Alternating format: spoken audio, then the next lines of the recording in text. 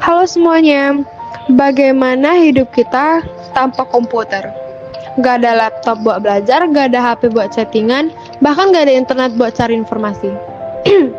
Nah, ternyata komputer yang kita kenal sekarang punya banyak sejarah panjang loh. Di video ini, aku bakal ngajak kalian semua untuk menelusuri perjalanan sejarah komputer dari mesin hitung sederhana sampai teknologi canggih yang kita pakai hari ini. Yang pertama itu awal mula komputer. Semuanya berawal dari kebutuhan manusia untuk menghitung dan memproses data. Sekitar 500 SM, orang sudah menggunakan abacus, alat hitung dari batang dan manik-manik. Ini bisa dibilang sebagai komputer pertama dalam bentuk paling sederhana. Lompat ke abad 17, seorang ilmuwan Prancis bernama Blaise Pascal menciptakan mesin hitung mekanik yang disebut Pascaline. Lalu disempurnakan lagi oleh Gottfried Wilhelm Leibniz dengan mesin yang bisa melakukan penjumlahan, pengurangan, dan bahkan perkalian otomatis. Dari sinilah muncul ide bahwa mesin bisa berpikir secara logika seperti manusia. Yang kedua itu lahirnya komputer mekanik modern. Pada abad ke-19, ilmuwan asal Inggris Charles Babbage merancang mesin yang disebut analytical engine. Mesin ini punya semua unsur komputer modern, ada unit memproses, memori, dan input-output data. Karena itu, Babbage dijuluki sebagai bapak komputer. Program pertama untuk mesin yang ini bahkan ditulis seorang wanita cerdas bernama Ada Lovelace, yang dianggap sebagai programmer pertama di dunia. Yang ketiga itu komputer generasi pertama.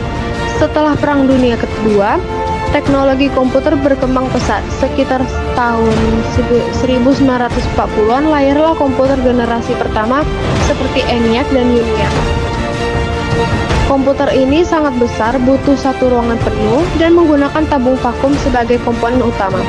Meski lambat dan boros listrik, mereka jadi dasar komputer digital modern.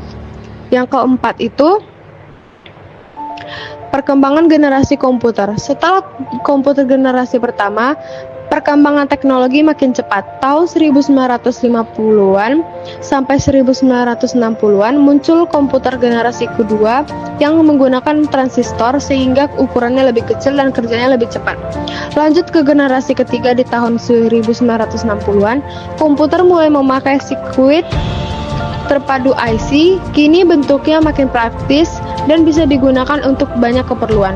Masuk generasi keempat di tahun 1970-an, microprocessor menjadi komponen utama. Dari sinilah lahir komputer pribadi atau PC yang mulai digunakan di rumah atau kantor.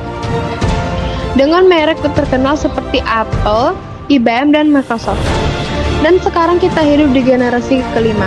Era komputer cerdas, teknologi seperti kecerdasan buatan AI, membuat komputer bisa mengenali suara, wajah, bahkan membantu manusia mengambil keputusan.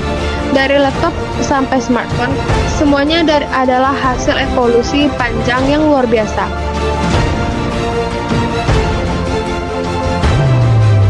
Yang terakhir itu reorientasi atau penutup. Dari abakus sederhana sampai komputer super pintar, perjalanan ini menunjukkan bahwa inovasi tidak pernah berhenti. Setiap generasi manusia selalu berusaha membuat hidup lebih mudah lewat teknologi.